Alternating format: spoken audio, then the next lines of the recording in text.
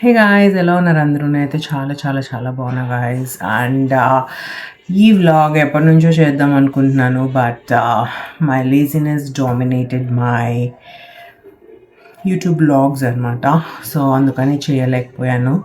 So ఈ vlog ఏంటి అంటే, how did my second trimester go అనేదన్నమాట.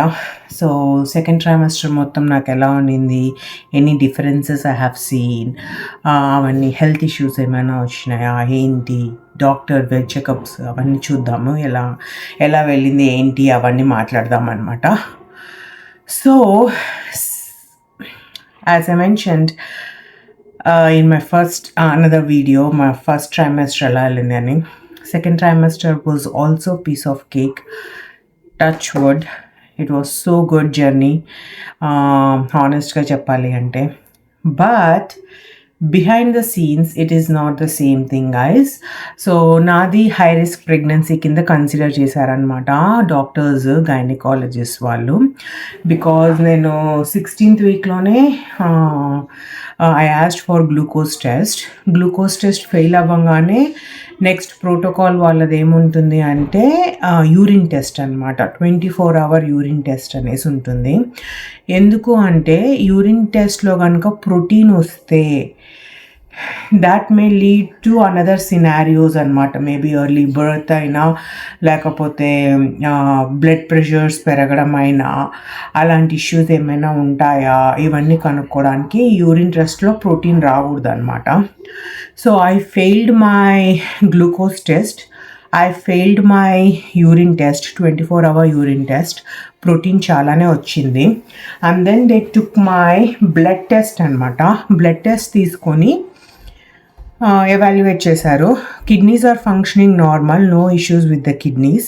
So they consider that okay, even though kidneys are good functioning, protein in the urine is because of the pregnancy hormones అనేసి confirm చేసుకున్నారనమాట. సో అలా confirm చేసుకున్నాక వాళ్ళ నెక్స్ట్ స్టెప్ ఏముంటుంది అంటే, they have to assign me dietician, of course.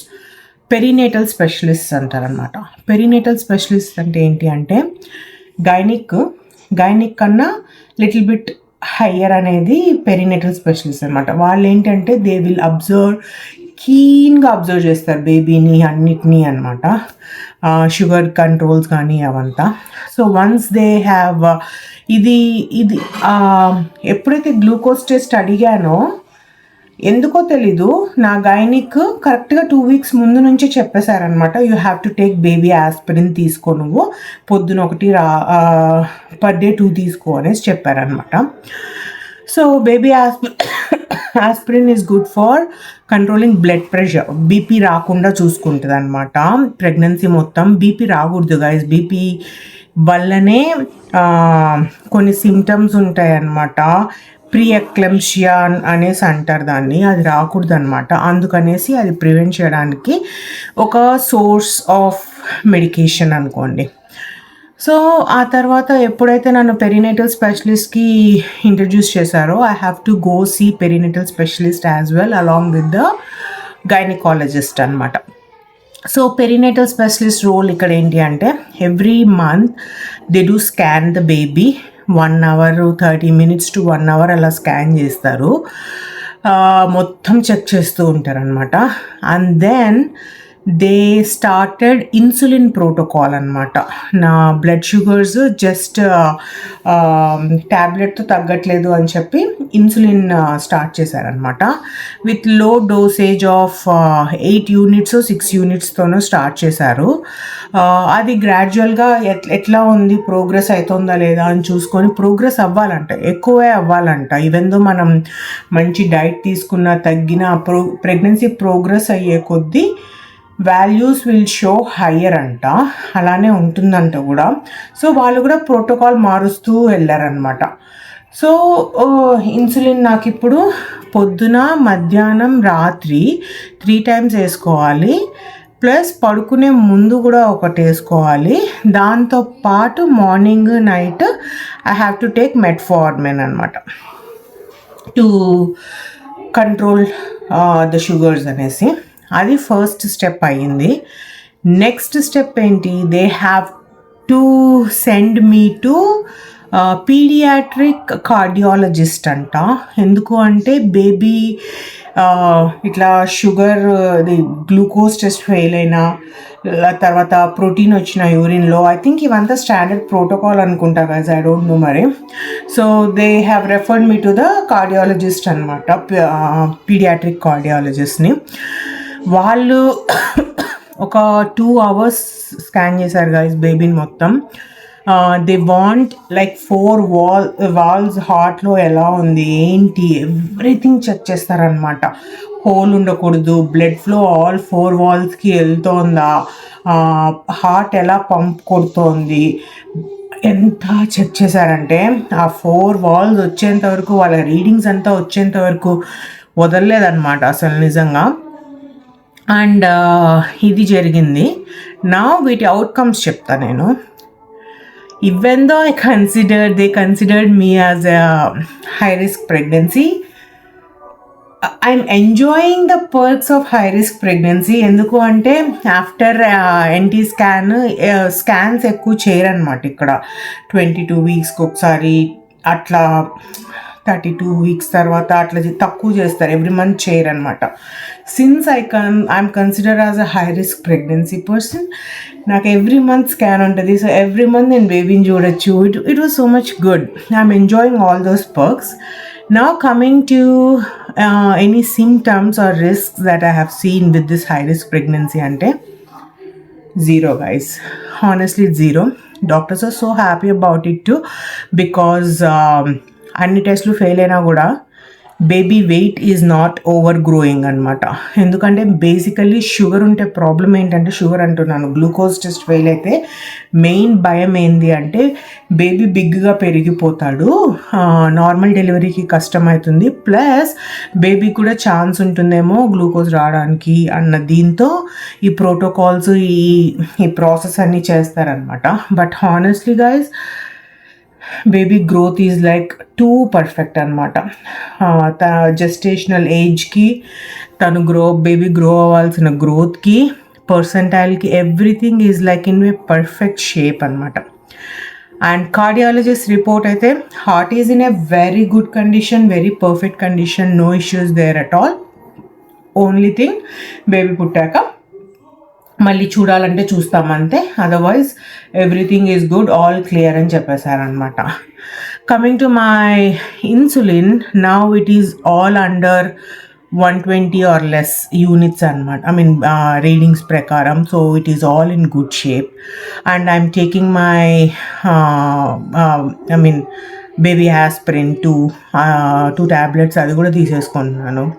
So నా health పరంగా ఇట్ ఈస్ ఆల్ గుడ్. నా బీపీకి అయితే షాక్ అవుతారు అనమాట, అసలు ఇంత పర్ఫెక్ట్ బీపీ ఎట్లా అనేసి.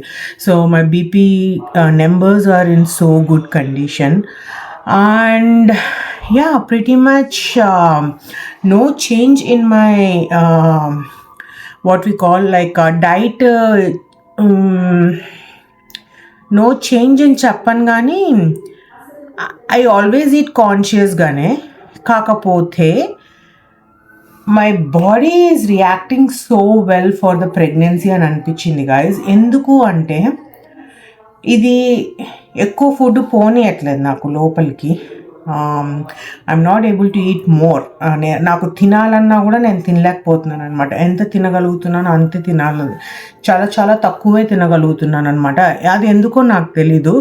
It is not taking me, like అంత గొంతులోనే కూర్చుంటున్నట్టు ఉంటుంది నాకు, నిద్రపోవడానికి దగ్గు వస్తుంది, అట్లా వస్తుంది అనమాట. సో ఈవెన్ దో నేను తినాలన్నా తినలేకపోతున్నాను, which is also helping me a lot అని అనుకుంటున్నాను. So far I just gained 8.5 lbs or 9 lbs extra ante guys. I did not gain much anamata. So that's why doctors are happy about it.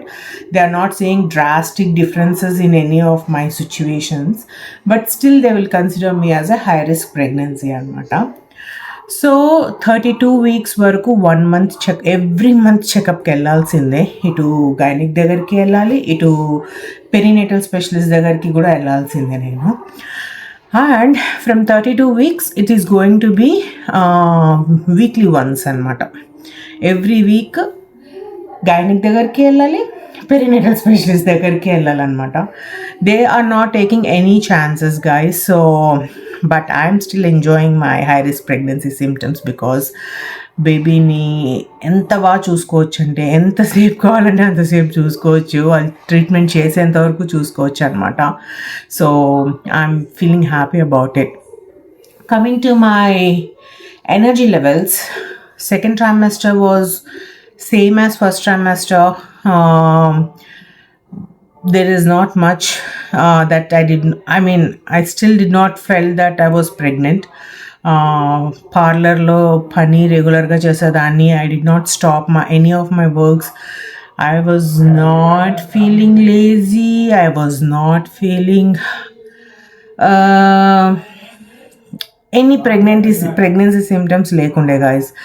యూజువల్గానే second ట్రైమాస్టర్లో కొంచెం better ఉంటారని అంటారు, but touch wood నాకు first ట్రైమాస్టర్ ఎలా ఉండేనో second ట్రైమాస్టర్ కూడా అలానే ఉండింది. No symptoms, nothing అనమాట. I was able to sleep properly. The only symptom that I can say is time దొరికితే నిద్రపోయేదాన్ని అనమాట. నిద్రది మాత్రం చాలా బాగా వచ్చింది నాకు. Even now it is continuing అనమాట. థర్డ్ ట్రైమాస్టర్ది మళ్ళీ చేస్తాను నేను. I will be entering in to 9th month next week. So అది కూడా చేస్తా, ఆ సిమ్టమ్స్ ఎలా ఉన్నాయి అనేసి. And kicks, I did not felt any kicks or any movement until 26 weeks guys. అసలు ఏం ఫీల్ అవ్వలేదన్నమాట. అసలు ఎలా ఉంటుందో కూడా తెలిసేది కాదు నాకు. డాక్టర్స్ అడిగినా నాకేం అర్థమయ్యేది కాదనమాట. Because I never felt anything. Because నాకు యాంటీరియర్ ప్లెజెంటా ఉండడం వల్ల కూడా అనేసి ఒక రీజన్ చెప్తారు. అంటే ప్లెజెంటా పొట్ట పైన ఉంటుంది, ప్లెజెంటా కింద బేబీ ఉంటారు అనమాట. సో గుద్దితే ప్లెజెంటాని గుద్దుతారు కాబట్టి మనకు తెలియదు అనేసి అంటారు. బట్ ఫ్రమ్ 26 weeks నుంచి I felt movements and stuff అనమాట. ఫిజికల్ బాడీ పరంగా ఏమైనా చేంజెస్ చూసాను అంటే yes guys, I can feel that my neck is turning darker. ఇది ఒకటి ఫీల్ అయ్యాను. తర్వాత అండర్ ఆర్మ్స్ కూడా కొంచెం డార్క్ అయిందనమాట for some reason, I don't know why. ఫేస్లో అయితే ఏం పెద్ద మార్పు రాలేదని అనిపించింది. మిగతా చేంజెస్ అయితే ఇదే నెక్ ఒకటి నాకు ఫీలింగ్ ఉండే అనమాట. Apart from that I was all normal. No much cravings. Food విషయంలో కూడా నాకేం పెద్ద క్రేవింగ్స్ ఏం లేకుండే. అది తినేయాలి ఇది తినేయాలి అనేసి body is acting as it should act guys. Like అలా అనమాట. ఎంతైతే తినగలుగుతామో అంతే తినడము అట్లా అనమాట. My food never changed. And mom వచ్చాక ఇంకా మంచిగా వండి పెడుతోంది. But still I was not able to take much of a food actually. So it was good.